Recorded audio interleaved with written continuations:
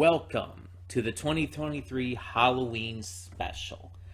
I am your host, Connie, and today we are getting started with a classic horror story. So, for those of you who are new to the channel who might not know, every year during the month of October we do a Halloween special where we react to various horror or horror-themed movies.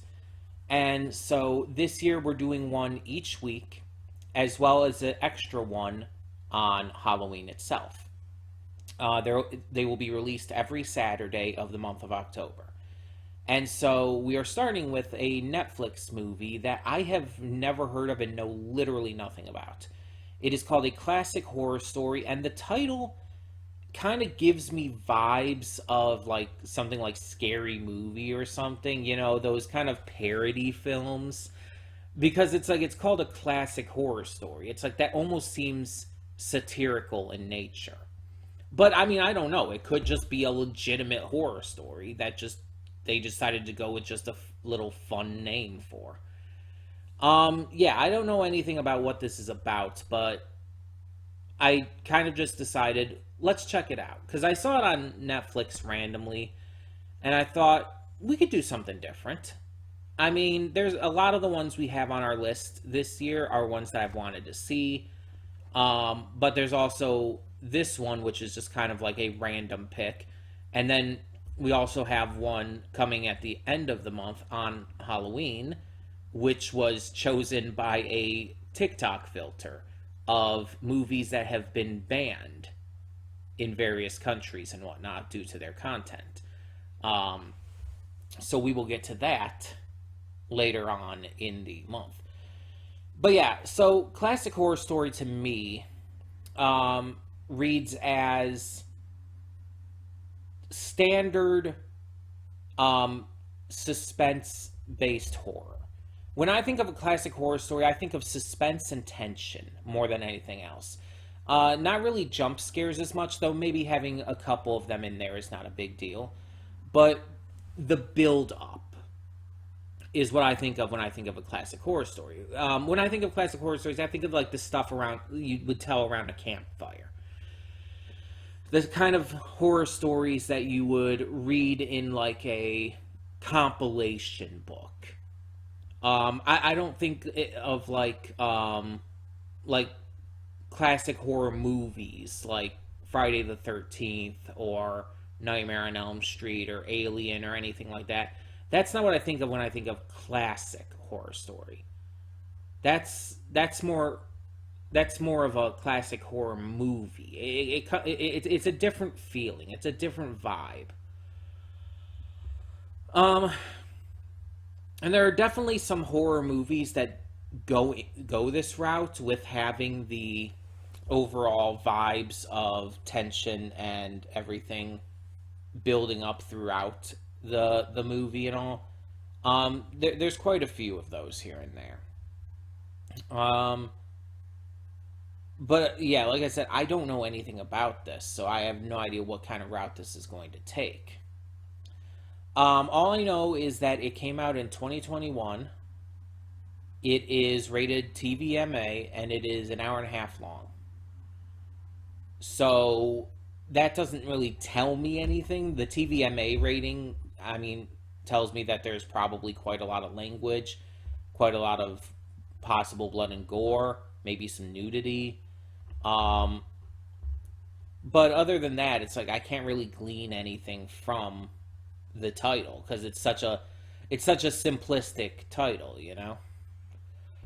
But this is only the first part of our Halloween special, and just as a reminder, I will tell you, and it will be labeled on the with the thumbnails and with the titles of the videos, which videos are Halloween specials, because every movie we're reacting to this month will be a horror movie. It's just the Halloween special movies are kind of separate from that. They're going to be like the big ones, like the noteworthy ones. It's like the other ones, the other movies we're reacting to are like donation rewards. You know, those movies that people have donated for. it's a completely different category. Because donation reward movies would be happening either way. And we do horror based donation rewards at any time of the year, really. So these are specifically movies that I am choosing to get to because it's Halloween season. So that's what makes them different. Just as a clarification there, just as a note. Um, but yeah, so I'm excited to see what this film has in store for us, and hopefully we kick off this Halloween special with a good one. So let us get this going and hope for the best. When the screen fades to black, pause this redirect and go to the description below. Follow the link to the reaction, and after you watch it, come back here to the redirect and resume play. Because after it fades to black and then it fades back in, everything from that point forward will be my afterthoughts and will contain spoilers to the movie. So, that being said, thank you so much for tuning in, and I will see you at the reaction. And we are back, and we'll begin with spoilers in 3, 2, 1, now. So, Elisa just dies in the end with everyone else. It's like really the only survivor, I guess, the rest of this mafia cult. Let me. I have the name here. Let me see if I think it was Indrangheta, something like that. Indrangheta, something like that. They said it at a point in the movie. And the woman who was the head of it, she was the mayor. Like they were talking about the picture of the mayor and everything, and like we're talking about how she looks and all. Like, yeah, that's who she was. I was trying to figure out who she was, but yeah. And apparently she was like, it was specifically that she was sponsoring this film and everything. The credits scene, I guess, was just to show like kind of what Fabrizio was saying and everything about how people view this kind of stuff and how it's very much a messed up kind of situation for humanity in a way. In a way, it kind of seems like it's trying to sell the same message as the Jordan Peele movie. Oh God, what is it called? Not I wanted to say Us, but I know it's not Us. The other one, the more recent one. Oh my God, it's gonna bother me. Jordan Peele, Nope. That's which one it was. It was Nope. It seems like it's kind of trying to sell the same kind of message as Nope, where it's talking about like how the media and people tend to sensationalize the idea of horror in real life, like horrific situations that happen to people in real life.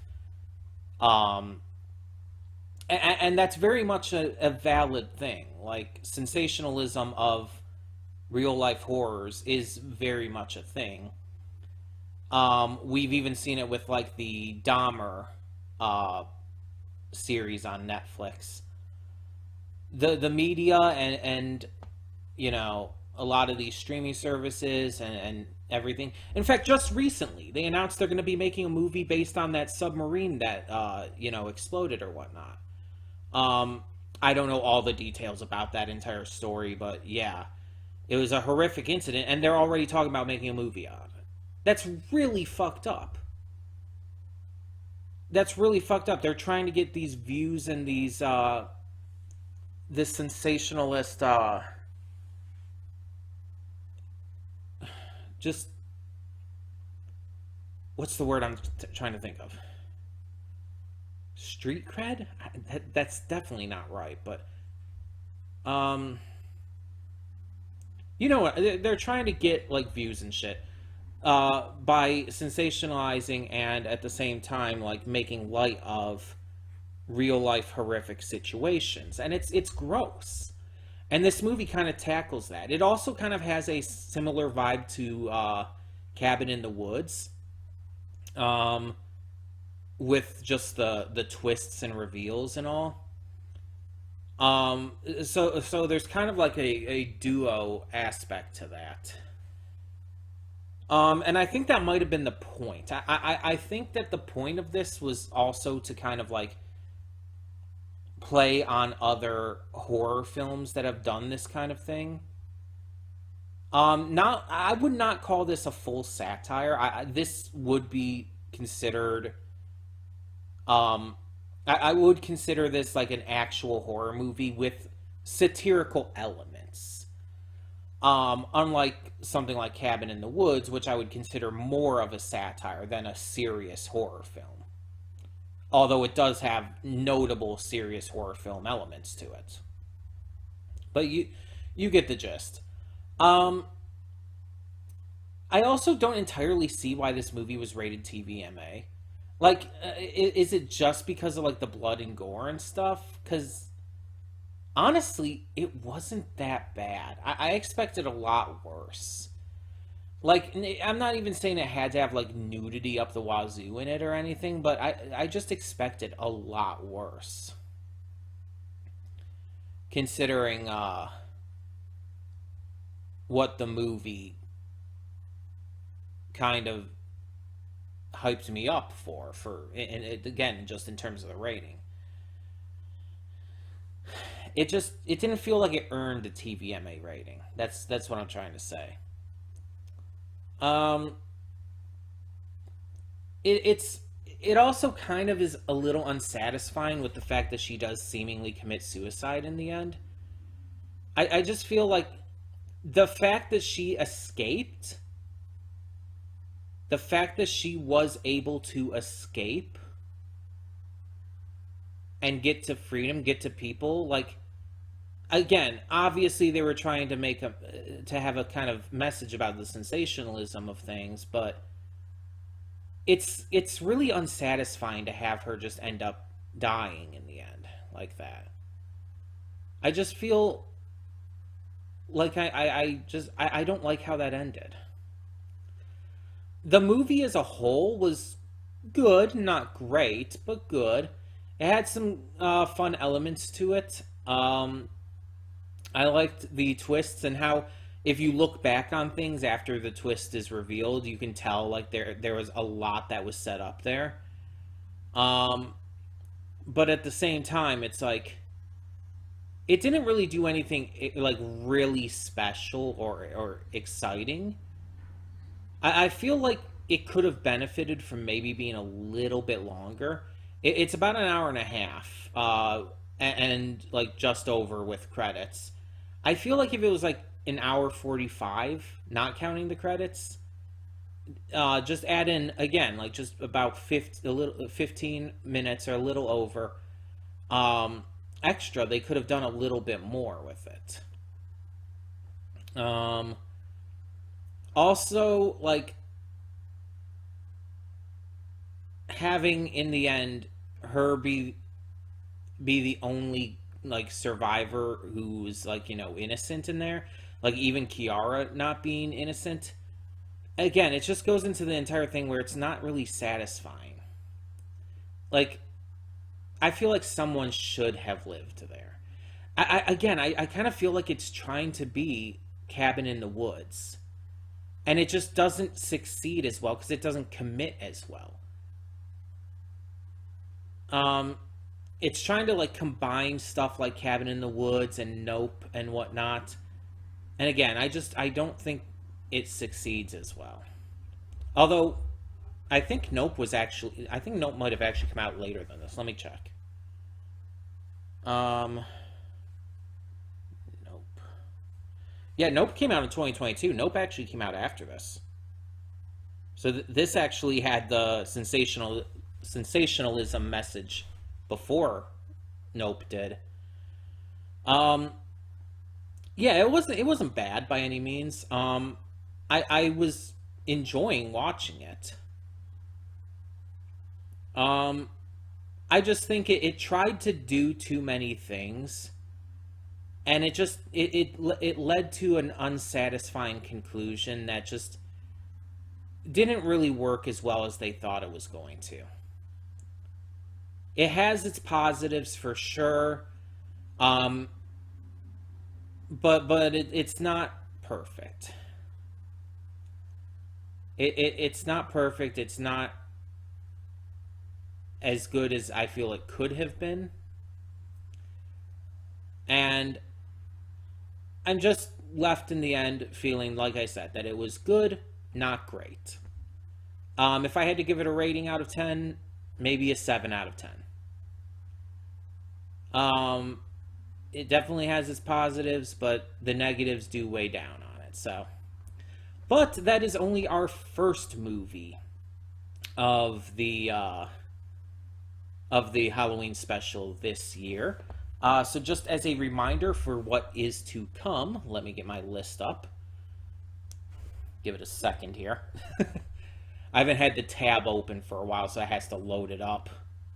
But we have, once again, a different movie every Saturday, and then another one on Halloween itself. So next Saturday we will be doing Wendell and Wild, another Netflix film. This one more family oriented, I guess you could say.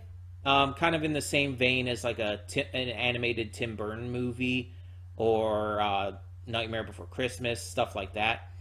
The week after that, we have Scream 6, the newest in the Scream franchise.